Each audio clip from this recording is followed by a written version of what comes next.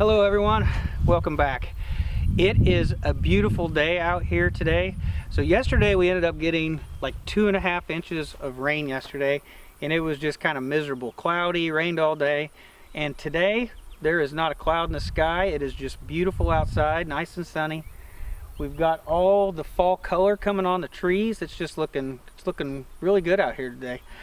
I've had a lot of new subscribers to the channel here lately, and I thought maybe since there's a lot of new people watching, maybe I would do kind of a homestead tour and just kind of go around the property, show everything we have here on the property, what the history is, and what we plan on doing in all the different locations around here. So on September 30th of 2015, we actually ended up buying this property. It was basically in like an old abandoned farm. Nobody had lived here for 5 years, and it was just overgrown. Nothing was maintained at all. And we bought the property. It was a little over 41 acres. The day we bought the property, we had looked at the abstract on the property, and we had heard some rumors, but we found out that my great-great-grandfather actually owned this property back in around 1925 to about the mid 1940s. So he owned it for about 20 years. And so I thought that was just super cool that we ended up buying some property that was in the family years ago. So ever since we bought the property, we have been cleaning this entire property up and trying to mold it into exactly what we want for a homestead.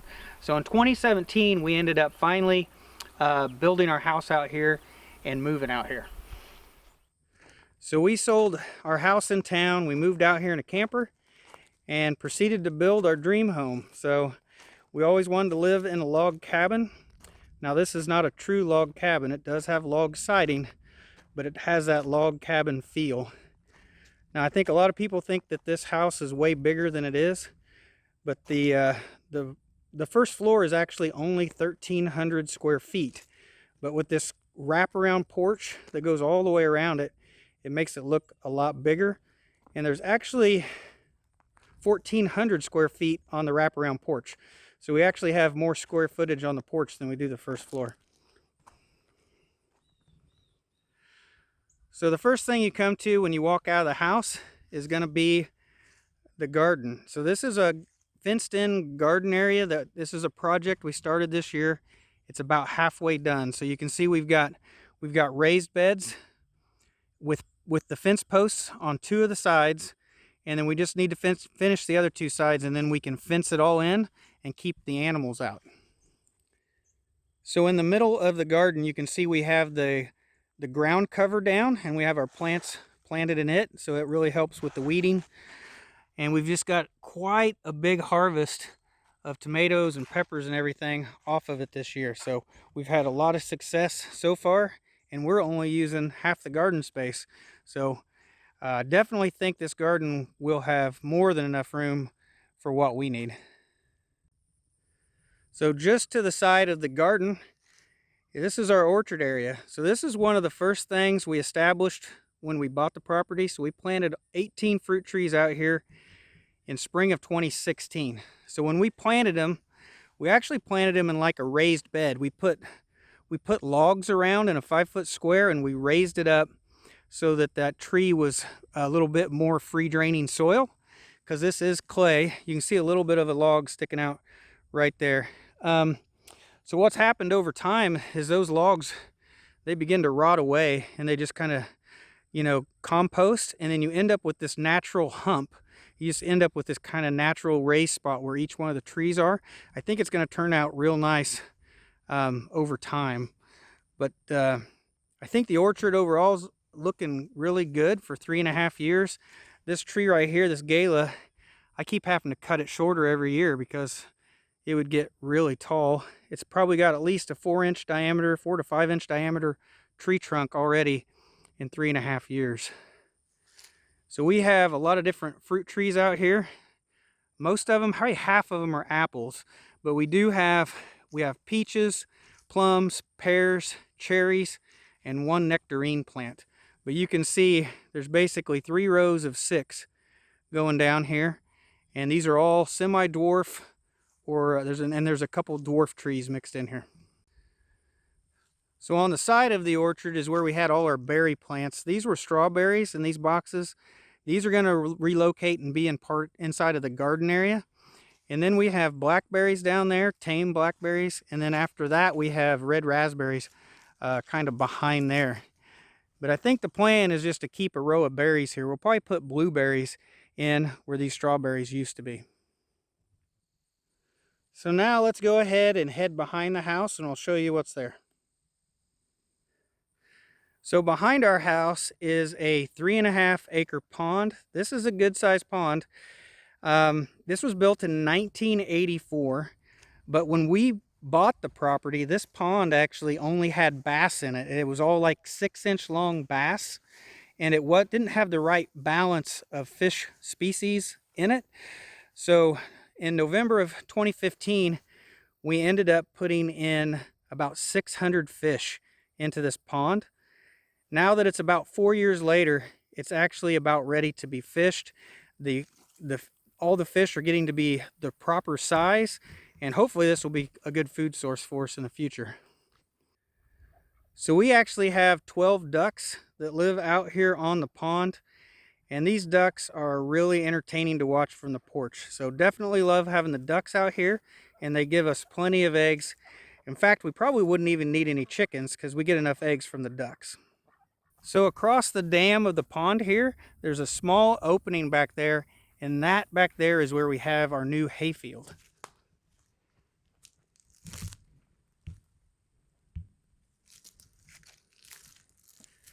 Right there's a couple deer right now in our field, just looking at me.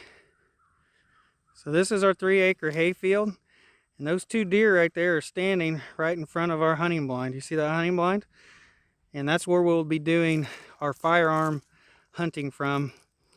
But this is alfalfa and grass, and hopefully we're going to use this to feed our livestock this year.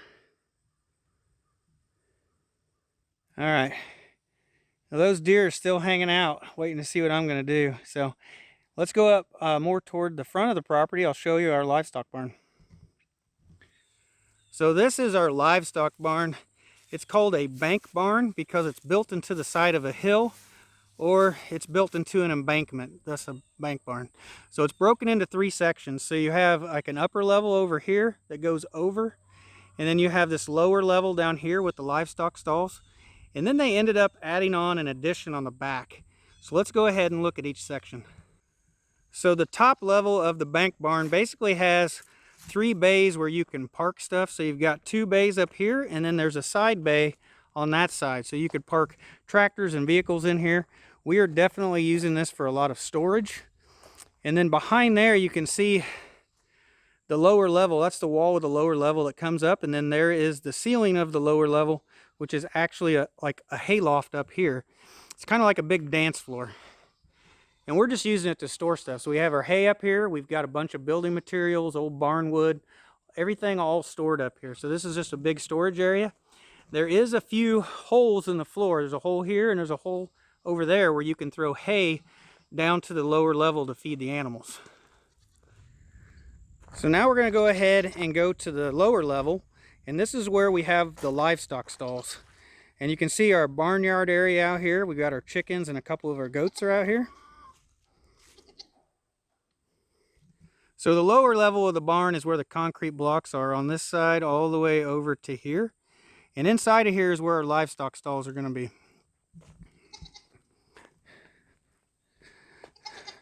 So on the left-hand side, the first thing we come to, this is where we keep our goats. So this is our goat stall in here.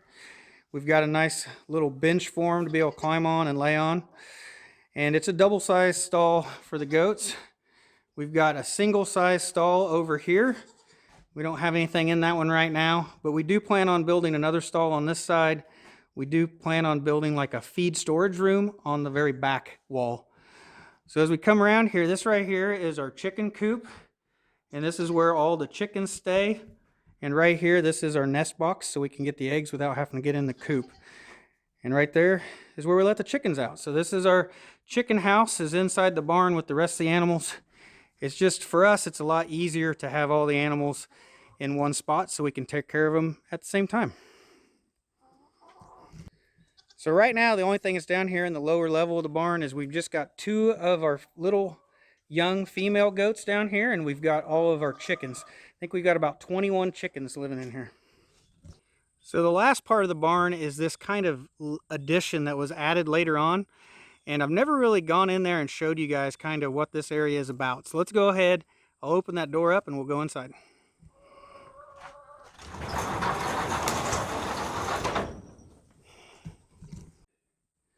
So this is the addition that was added on the back side of the barn, and you can see that they've put in some like animal stalls in here, and it's kind of got like a little walkway where you can kind of walk through here in front of all these stalls. So I'm not really sure what they were doing or how they used this, but I don't think this is something that I'm going to use the way it is. So I think most of this will eventually get torn out.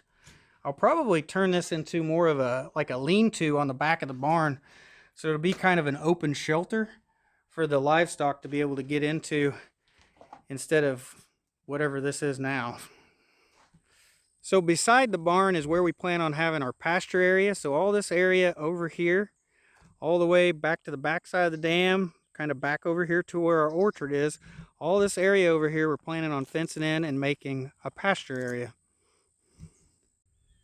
So we already have a little bit of the pasture fencing up. It comes all the way back behind the barn here. So we're going to continue on from this post, and we're going to go straight up to the backside to the top of the dam, and then we're going to just kind of go across over to the orchard and just kind of close this whole area in back here, and that'll be our perimeter fencing for this pasture area. So behind here, this is actually our little shooting range back here. We've got a nice little covered shelter to be able to shoot from, and we've got a nice set of targets out here. And this is just a recreational area, so when people come over, family comes over, this is just a nice place to come and do a little bit of target practice. So on the side of the shooting range, we have a bow target over here, so you can shoot bow and arrow.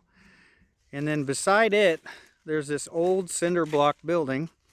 This is an old well house, so there's actually a shallow water well in there, but there's no power out here anymore.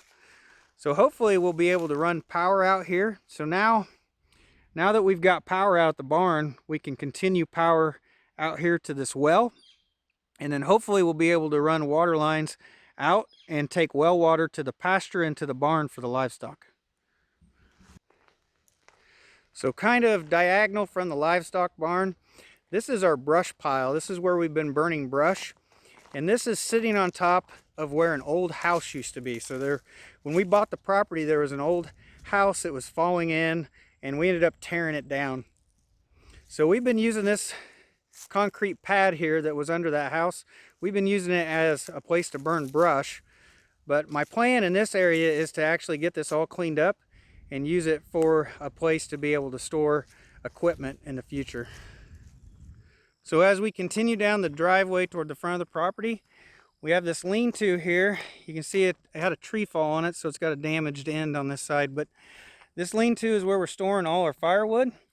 You can see we've got all our split firewood here. We also have a nice big pile of wood that I still need to split, but this is our firewood storage in this area. So on the other side of the road from where the firewood is stored, this whole area right here, we're hoping to turn that into a pastured area and try to fence it in. So there is already an old fence line that goes through here. That would all have to be replaced with new fence. But on the other side of that fence, there's actually a 12-acre field back there that we currently rent out. And if for some reason we don't end up with enough pasture area, we can always take that 12-acre field and turn that into pasture as well. So this white pole barn here is actually kind of my workshop right now. Since I don't really have a nice workshop anywhere, this is where I'm kind of keeping our tools and everything, and this is where I'm storing one of the tractors. So now we're at the very front of the property, and this area is where we actually lived in our camper. So we had our camper over here in this big tall carport, and then in this small one we had kind of a picnic shelter. But this is actually where an old house used to sit, and it had termite damage so bad that all the floor joists were falling in. So we ended up had to tear that building down as well. So right now we're using this area as a goat pen. So we've got this electrified netting that's kind of going around for some fencing. And we've got 3 of the goats in here right now. We just haven't decided whether this is just going to be temporary or if we're going to turn this into a permanent goat shelter. So the goats do have a small area that they can go out and eat the grass. And then we've got a hay feeder in here. And then we ended up making a shelter out of a water tank. You can't see it, but the other side actually has a door cut in it so they can get inside. So I've taken you around and I've showed you like all the major locations kind of here on the property. Now everything is kind of stretched out here. Everything's a little spread out. From the front of the house all the way up to the driveway where you enter the property, that's almost a 1/4 mile in length. So everything is spread out. We keep about a 15-acre area here that we kind of keep everything on and use.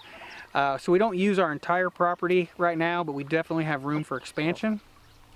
But you could definitely do this on a lot less land, that's for sure. I think if I took from here to the livestock barn and you could do it all in that area, and you could probably just pick about a 5-acre area and be able to do this in and have plenty of space for livestock, growing vegetables, an orchard, and have everything you needed.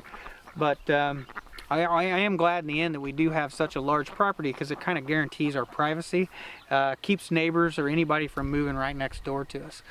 So anyway, that is probably a tour of the homestead. So I hope you enjoyed it. They sound like they enjoyed it, or maybe they're protesting. I don't know. Anyway, thanks for watching, guys. I hope you have a great day. I'll see you in the next video.